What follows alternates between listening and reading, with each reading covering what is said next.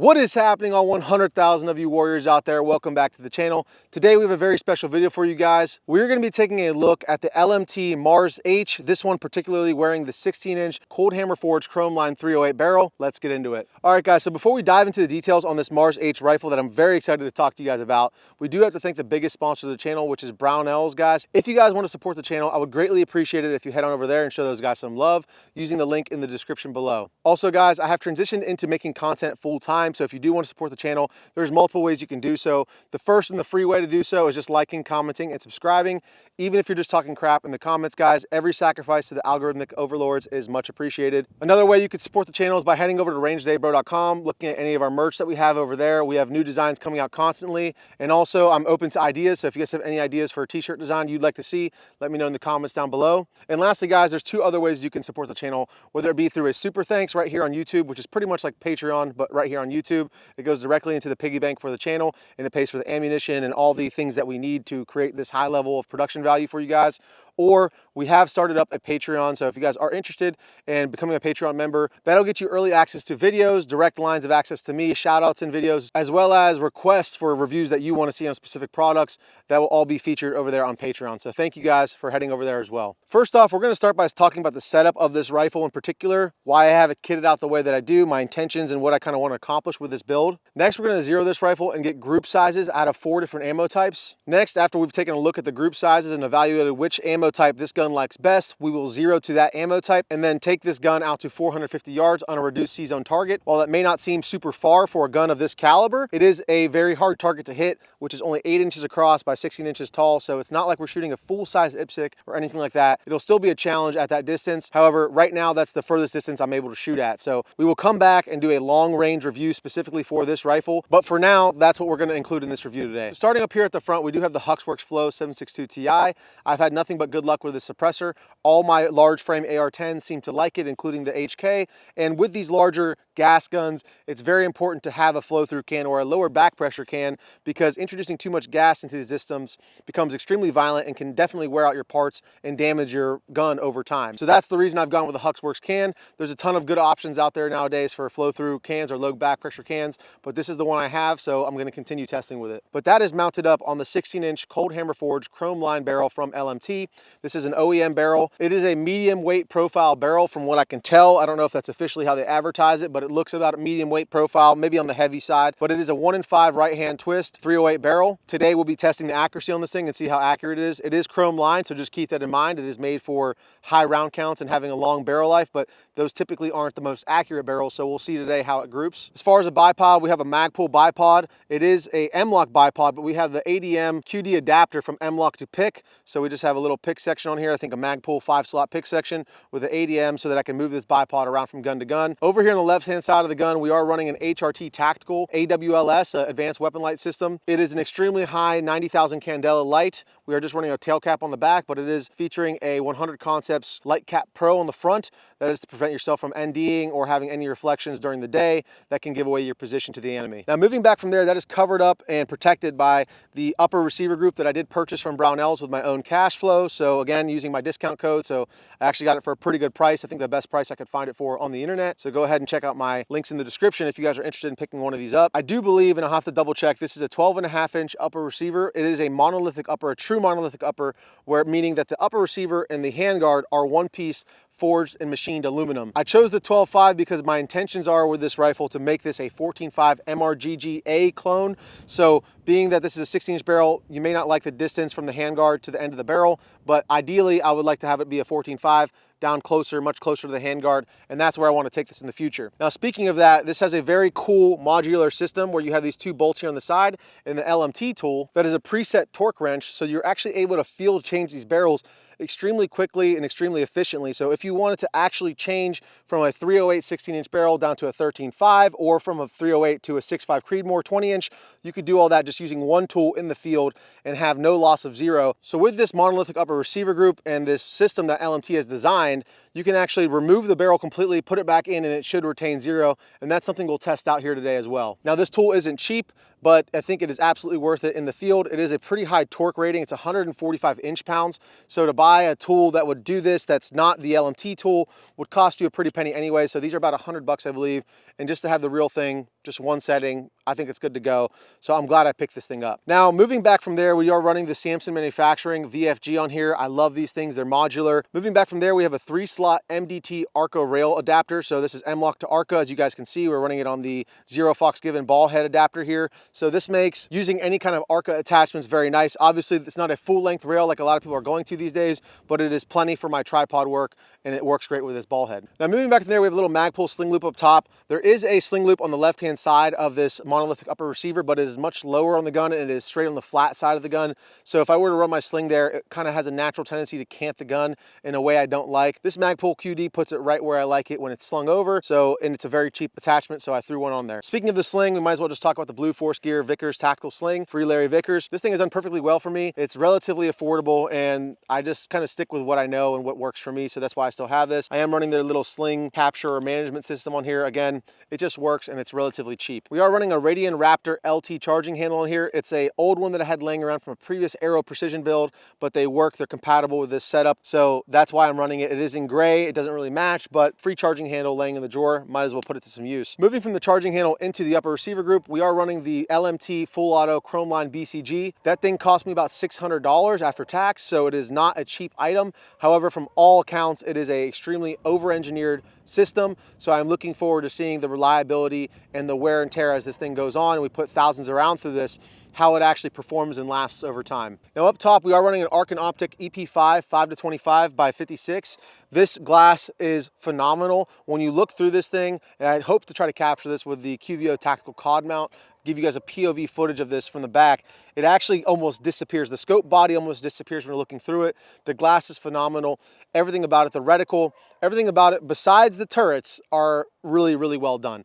I do think that Arkin, and I've talked to them about this, need to redesign the turrets because they do tend to slip on you if these set screws back out, the way that you can slip the turrets. I've talked about it at length in other videos, so you can go watch those videos. But other than that, this scope is a phenomenal value. Even with that, the scope is a phenomenal value. So if you guys do want to get Arkin Optics or buy scopes and support the channel at the same time, you can use code RDB for the current best sale that's available online. That is also sitting in the Arkin Optics mount. It's a cantilever mount. It looks great. I do wish they had a top accessory so you can mount dots up here, although with their turret being as big as they are, you would have to have that thing really sky high for it to work, or an offset. But either way, I still like the mounts, and I would like to have the option to run other scopes in their mounts because their mounts are so cost effective. I think they're about $100 and they're really well done in my opinion. So even if I wanted to run some other brand of optic in this mount, it would be nice to have a top dot option. Now moving down to the lower receiver group, this is where a lot of that secret sauce comes in. This lower is completely ambidextrous. So it features an ambidextrous bolt catch and bolt release on the right side of the gun, as well as an ambidextrous magazine release on the left side of the gun for you wrong-handed shooters. Also, it features an ambidextrous safety selector, which is a 90-degree throw. Not exactly my favorite, but again, it works, it's functional. And as far as the pistol grip goes, again, another feature that is specific to LMT,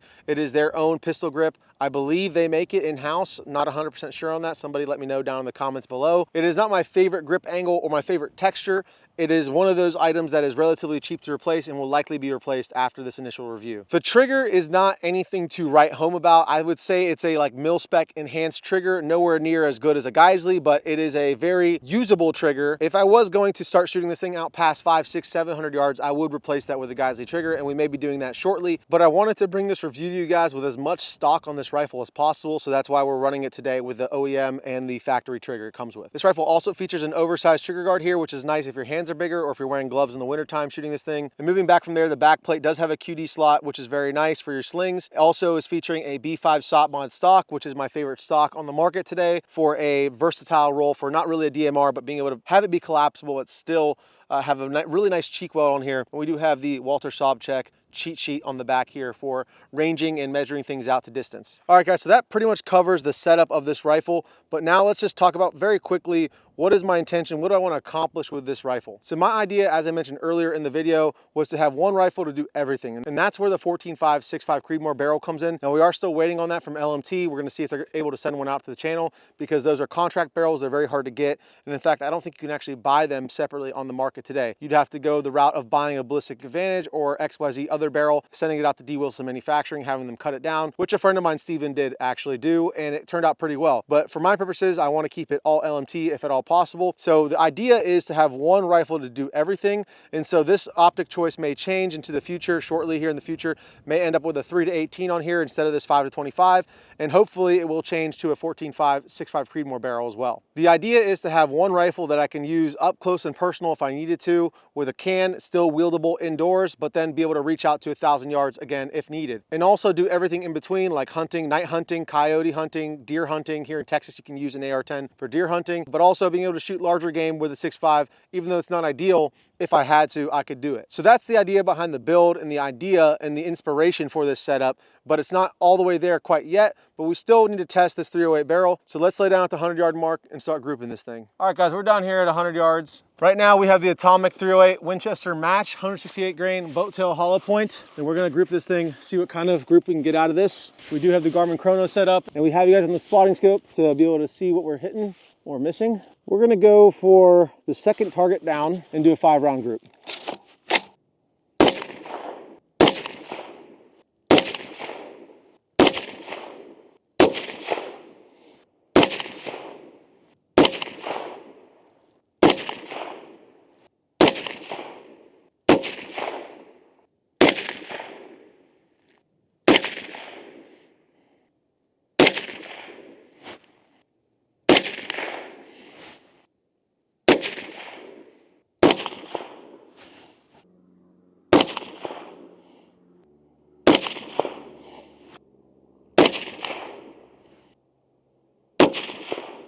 All right, guys, so we're down here at the 100-yard targets. As you can see, this is our first 5-round group here with the Atomic 168 grain boat tail hollow point. Here's a 5.56 spent piece of brass just for your reference to see. So I'm very impressed with that guy right there. The second group that you see right here, it was that Hornady 178 grain with the ELDM bullet. That is a very, very large group. Even though I may have thrown that one, even with that being said, it's still about an inch and a quarter to an inch and a half there. Same thing with that Dallas reloading stuff. So I'm just guessing the barrel does not like the 178 grain, the heavier bullets. Again, this guy at its widest point is probably about an inch and a half there, I would say. And then as expected, the Federal Sierra Gold Medal Match King was the best group. Again, if we chalk that up to a flyer, those are 4 bullet holes touching right there. You see 1, 2, 3, 4. Again, 1, 2, 3, 4 touching. That was the first shot. So chalk that up to whatever you want it to be. Even with that first shot included, again, probably about an inch, just under an inch group there for the Sierra Gold Medal Match King. So that is what I'm gonna zero it to. And in fact, it's already pretty much zeroed. We're gonna keep it exactly where it's at. So being that the gun like the Federal ammo the best, and it's already zeroed, we're gonna leave it exactly where it's zeroed to. We're gonna pull the barrel out of the gun, as the LMT proprietary feature allows you to do with that monolithic upper. We're gonna slip it back in, torque it back down, and see if our point of impact shifted at all. All right, guys, now that we have this thing zeroed and we know what ammo it groups best with, we're gonna use the LMT torque wrench that you see right here, and we're gonna actually remove the barrel from the upper receiver group and then reinstall it and see if we have any kind of point of impact shift. Starting up here with this front bolt, the rear one. Now, obviously to do this, you need to have the bolt locked to the rear. So make sure you don't lose this bolt or that little plate in there. Now this guy, I don't believe you need to take it out all the way, but just loosen it up. So something I just learned is that any kind of M-lock attachments you have that go into there, we're actually gonna hit the barrel. So that's why I'm unable to pull that thing out. The MDT ARCA rail is actually hitting that. Just so that no one comments and is a hater in the comment section, we're gonna remove this and pull the barrel all the way out. Hopefully we don't have to remove all of our attachments, because that would just be a pain in the butt. Now we have a slick bottom rail. Let's pull this guy all the way out. It's been a major pain in the ass, but now no one can say we didn't pull all the way out. So it's come completely out of the barrel. You can get a little look at what that system looks like. It's got the straight gas tube to prevent any failure points on those curved points. That's where a lot of those get failure when they get really hot. Now sliding it back in. Make sure this plate is still in here, the front bolt. So we're gonna tighten this guy now, get it snug. There it is. Again, this is a preset torque wrench to 145 inch-pounds. Now those are both torqued. So if it hadn't been for all the attachments I had to remove, that would have taken about maybe 30 seconds to do. All right, guys, so now that we have it all back together, we're gonna test the point of impact shift. We do have another 5 rounds loaded up. All right, guys, so now we're back to the targets. This is a 100-yard group, and I gotta say, that is easily 3/4 of an inch. Just for reference, again, I know I'm holding the top and bottom just so you can see how small that group is. That's a tiny group, and as you can tell as well from the original group, little to no point of impact shift. If you measure the center of this group is probably just right about there, which is exactly where that thing grouped. So pulling the barrel out of the gun completely, putting it back in, we had no point of impact shift. And in fact, I shot even a little bit better. I believe the gun can do this every single time, but for a chrome line barrel, just absolutely astonishing results. I'm super impressed with the results of this. And I gotta say, that shoots about as accurately as any other gun that I can shoot, including my HK, which I previously regarded as my most accurate gun. I am super impressed for a cold hammer forged chrome line barrel to get sub MOA accuracy. Very well done, LMT. All right, just for all the haters, guys, this is the steel target we're shooting at 450 yards. So you can see the size of my hand is, again, clearly bigger than this target. I believe it's about 8.5 to maybe 10 inches across and maybe like 12 inches tall. But again, if this is plated on me, that's definitely a vital zone on a large human male or a regular size human male. That's definitely within the vital zone. So this is the size target. Although we're not shooting out to 1,000 or 1,200 yards the way my boy Mountains Moth America does it, it's a relatively small target for that distance. All right, guys, so we're at 455 yards. I believe the hold is gonna be about 3 mils. Don't know what the wind call is yet, but we're gonna find out. First round hit. Looks like it was a little bit low left in the target, so we're going to do 3 mils again. Just favor the top half of the target and hold on the right half of the plate.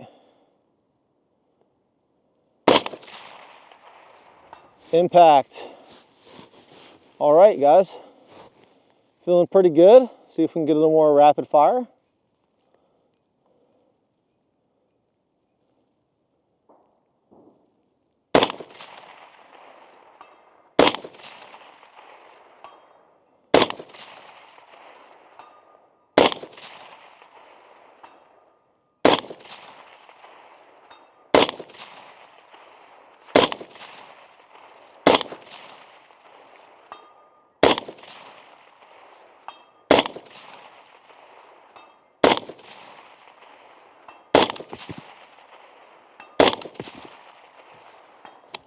That is a ton of fun. Look like you were low. Hit. Looks a little low. Impact.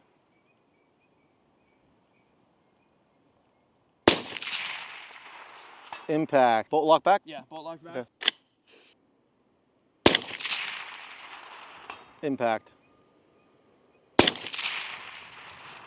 Impact. Impact. Impact. Good hit.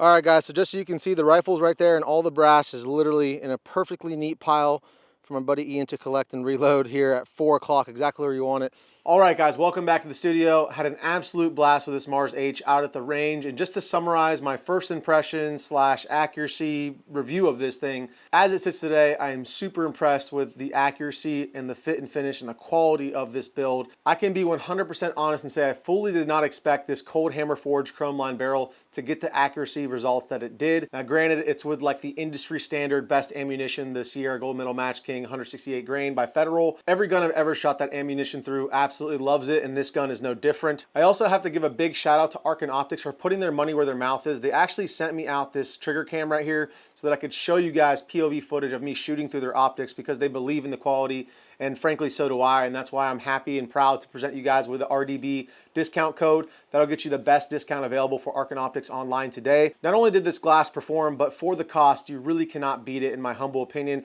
And as you saw today, out to 450 yards, 455 to be exact, it had no problems giving me the clarity, and using the holds in the reticle to achieve consistent follow-up shots at those ranges is pretty great. I know it's nowhere near what we usually shoot here on the channel. We usually go out to 700-800 yards, especially on a platform like this. It can definitely do that, but for now, that's the furthest distance I could shoot. We're also going to be doing a follow follow-up review, not only to check in with you guys on the reliability of this rifle, which has been 100%, but also just to take this thing out to further distances with its current configuration, as well as hopefully with a 14.5 6.5 Creedmoor barrel in the near future. So that is going to wrap up the video for today, guys. Thank you so much for staying to the end. If you do want to support the channel, all the links are in the description below. We have all of our merch over at rangedaybro.com. You could use bro code RDB10 over at Brownells or RDB over at Arkin, and the rest of our affiliate links and codes are in that link in the description below. So thank you to everyone who supports the channel. Drink a lot of water, Christ is king, and until next time, stay safe, stay dangerous. Range Day Bro out.